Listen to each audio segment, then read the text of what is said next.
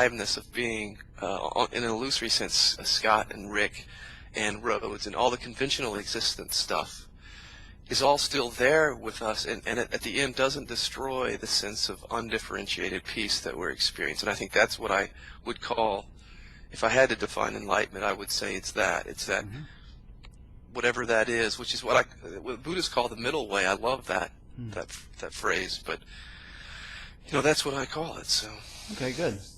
So you mentioned that a trauma or something might precipitate this realization.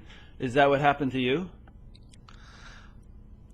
I mean, I was addicted to drugs for about 20 years. What kind? I don't like just about anything I could get my hands on.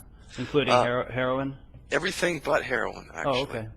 Because I didn't like needles, but I probably would have gone there. But without going into a huge deal about it, there was just a long addiction process, and then at a certain point, the addiction turned towards self-improvement, and towards enlightenment. And the crisis, if you want to say, was a crisis of identity. It was like looking for myself everywhere, looking for a sense of where's my peace, what's going on, who am I, and why can't I be okay?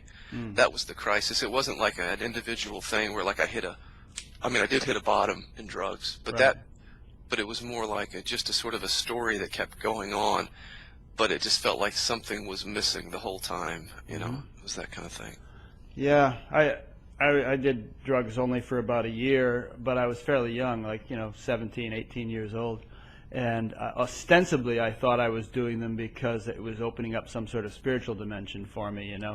I'd be sitting there reading Timothy Leary's translation of Tibetan Book of the Dead, trying to figure out what bardo I was in, Right.